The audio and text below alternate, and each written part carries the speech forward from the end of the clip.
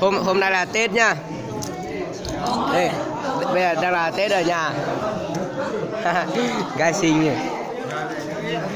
Hôm nay nhà thì có mấy cái con gái xinh trai đẹp.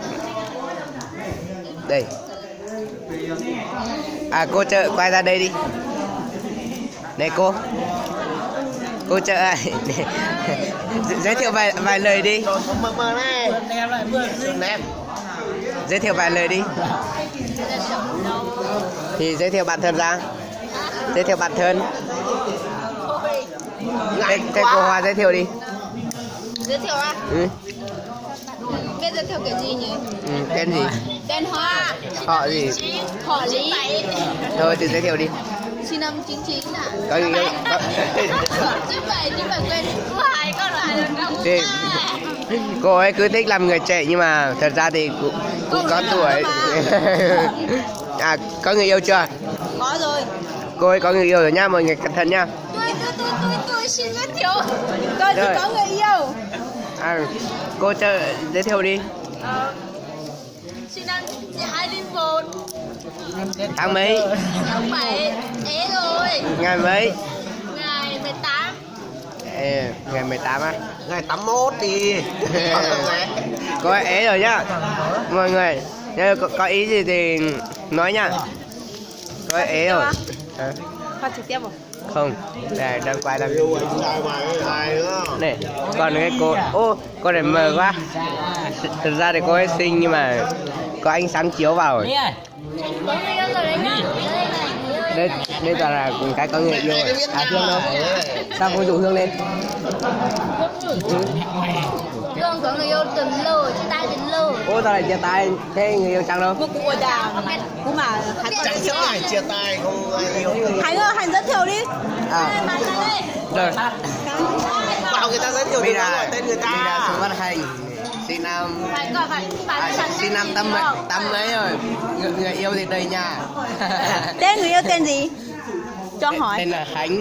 Tên là Khánh á? Ừ, tên là Khánh. Thế ở đâu? Con cháu đầy nhà. Đầy nhà bây giờ. Oh, nhiều vậy à? Oh no.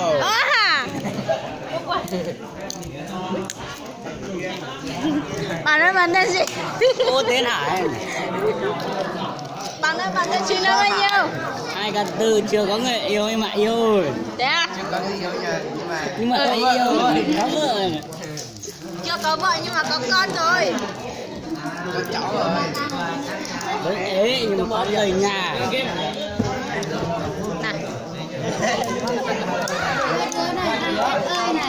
Bạn tên gì đấy? Chị đấy? Nhá, tên gì à?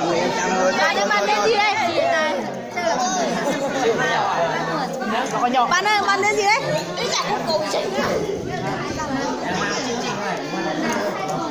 Bạn ơi, bạn tên gì đấy? Tên gì đấy? Bạn tên gì đấy? Bạn tên gì đấy?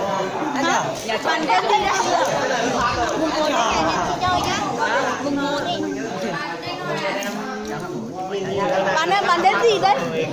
Quay lưng nào? Coi mặt nào? Tên sĩ. Sinh năm 21. Quay lưng lại nào? Tên ngày gì? Đã có người yêu. Nhớ ngày sinh nhưng không nhớ tháng chết.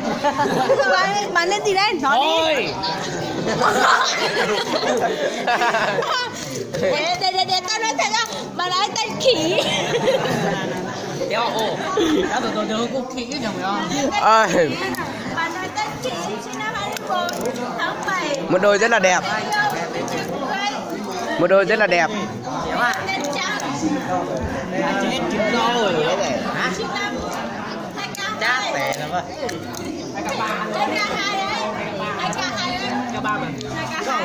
2K2. Chị ơi, còn hơn tuổi Hành nữa mà.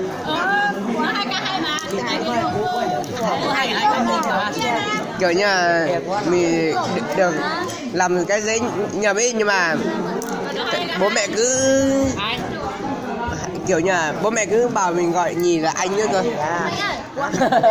Nhưng mà mình lại lớn hơn 4 ngày. Mình lại là anh.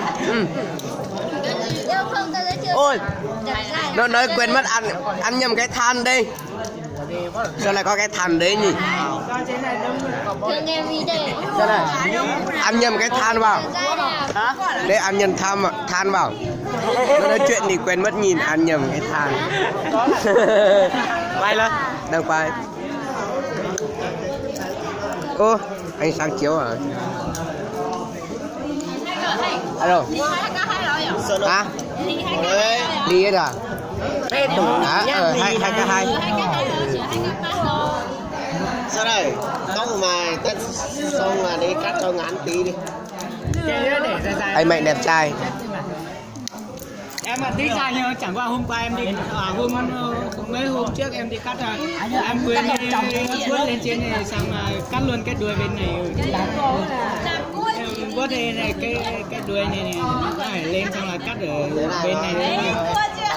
Anh muốn nó sao ấy à? Có, ngoài kia đi tìm đi. Hải cứ tự nhiên đi. Quang Hải. Để cho đào thả giống này nhỏ. Ừ, cũng bình thường thôi. Đấy à, cô đấy cánh đào đó không à? À, thật, năm nay là Tết mà. Đây là tươi chắc sẽ đổi mà có loại gió quá. Cháu đâu chỉ bao nhiêu múa. Ai làm nha thấy à?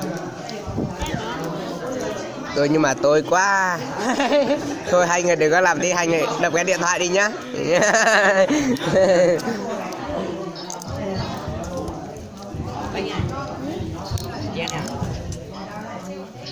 Ví ư, ví Bữa nào bia sân trái.